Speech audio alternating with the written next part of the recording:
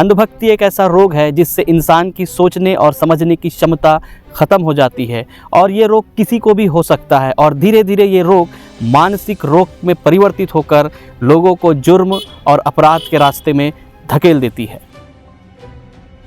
ये घटना है उत्तर प्रदेश के एक मस्त मौले लड़के भक्तू की। भक्तू ज़्यादा पढ़ा लिखा नहीं था, अखबार में भी वो सिर्फ फोटो ही देखा करता था और उसकी एक्टिविटी देखकर लोगों को लगता था कि ये वाकई काफ़ी पढ़ा लिखा होगा। भक्तू से अगर कोई पेन मांग ले तो वो गुस्से से आग बबूला हो जाया करता था और अगर कोई 4 लाइन कुछ लिखने बोल दे तो उसे मौत आ जाती थी क्योंकि उसे पढ़े लिखे लोग पसंद नहीं थे। भक्तू फुल टाइम बेरोजगार था और फ्री का माल फूकने के चक्कर में उसकी संगति ऐसे लोगों से हो गई जिन्होंने उसे पाकिस्तान से हमें सबसे बड़ा खतरा है बताया और इस देश में मानवता खतरे में है का पाठ पढ़ाया। व्हाट्सएप यूनिवर्सिटी खोलकर झूठा इतिहास बताकर और दुग्गल साहब के कसीदे कसकर उसे अवतार बता दिया। भक्तू को गुस्सा आया कि हमारे देश में मानवता की रक्षा कौन करेगा। भक्तू ने कहा मैं करूंगा और भक्तू अपने उस गंजेड़ी दोस्त के साथ निकल पड़ा मानवता की रक्षा करने। और भक्तू के दिमाग में दुग्गल साहब को मानव देवता की तरह स्थापित किया गया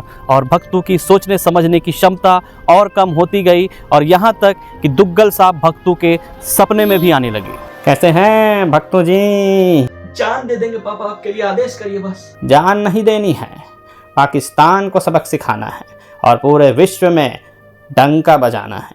पापा काम धंधा भी कुछ बता दीजिए, फटीचर स्थिति हो गई है, जीने खाने के लिए भी तो कुछ चाहिए ना। अरे ये रोजी रोटी खाना कमाना ये सब फालतू की बातें हैं।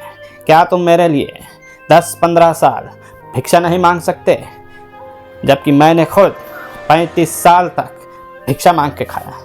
बिल्कुल भिक्षा मांग सकते हैं पापा, लेकिन ये 10-15 साल ही क्यों पापा? क्योंकि तुमको देखकर ही लग रहा है कि इतनी महंगाई में तुम्हारी वैलिडिटी 10-15 साल से ज़्यादा नहीं टिक सकती। ठीक है, आधे पेट रहो और बोलो सब चंगा से गुड नाइट। अब हालात ऐसे हो चुके थे कि भक्तू को नींद में भी जुमले मिलने लगे थे और सिर्फ भक्तू ही नहीं बल्कि अंधभक्त की पूरी बिरादरी को जानकारी का अभाव होता है और जिसके कारण ये अक्सर अपमान और बेइज्जती का शिकार होते हैं और भक्तू भी ऐसे ही बड़ी बड़ी भीड़ों में उछल उछल कर गुणगान किया करता था। भारत पहले 8वें नंबर पर हुआ करता था, आज विश्व गुरु के चक्कर में भारत 3रे स्थान पर है। क्या 3रे स्थान में है? अरे देश में 3रे स्थान पर है। क्या देश में 3रे स्थान में है? अरे विश्व में 3रे स्थान पर है। 3रे स्थान में है।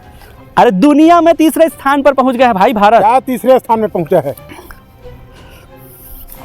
अरे गैस सिलेंडर 50,000 का हो जाए चलेगा, अगर पेट्रोल डीजल 10-10 हज़ार रुपये लीटर हो जाए हम डलवाएंगे, अगर आटा तेल 1 लाख रुपए का बिकेगा तब भी हम वोट दुग्गल साहब को देंगे। अरे दुग्गल साहब को कोई हरा सकता है क्या? दुग्गल साहब।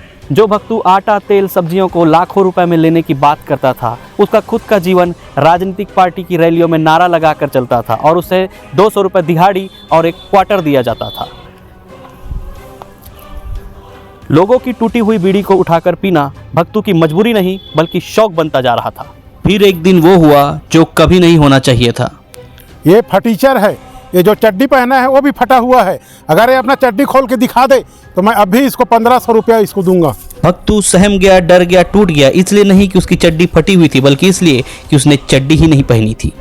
भक्तू के साथ भीड़ में हुए महंगाई बेरोजगारी जैसे मुद्दों पर जो बेइज्जती और अपमान भक्तू का हुआ, इससे भक्तू टूट चुका था और वही हुआ जो नहीं होना चाहिए था और फिर भक्तू ने जुर्म का रास्ता अपना लिया।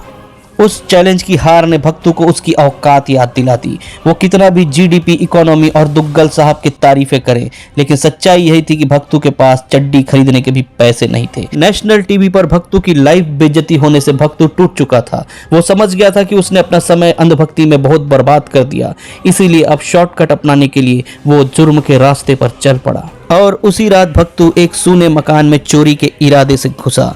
घर में कोई ना होने के कारण इस मौके का फायदा उठाकर भक्तू ने उस घर की अलमारी खोली और अलमारी में रखे कैश को उसने अपने हाथों में लिया। लेकिन भक्तू एक ईमानदार व्यक्ति था, चाहे अंधभक्ति हो चाहे रियल लाइफ। उसने कैश को वहीं रख दिया और उस घर के मालिक की चड्डी को चुराने की कोशिश की। चड्डी इत्तेफाक से उसके फिट आई और वो उसे लेकर फरार हो गया। भक्तू को यह खुशी भी नसीब नहीं हुई और पुलिस वालों ने 2 घंटे के भीतर उसे धर लिया, क्योंकि भक्तू की ये काली करतूत सीसीटीवी में आ चुकी थी और सीसीटीवी ने उसका शिनाख्त कर लिया था और उस चुराई हुई चड्डी को पुलिस ने सुरक्षित बरामद कर लिया। और भक्तू आज जेल में है और वो भी बिना चड्डी के। अब आप खुद सोच सकते हो उसकी क्या हालत हो रही होगी। भक्तू ने चोरी की थी, वो बच सकता था लेकिन नहीं बच सका क्योंकि उसका सरनेम मोडानी नहीं था। अंधभक्ति इंसान को निठल्ला, बेरोजगार और अपराधी बना देती है, इसीलिए ऐसे अंधभक्तों से बच के रहें।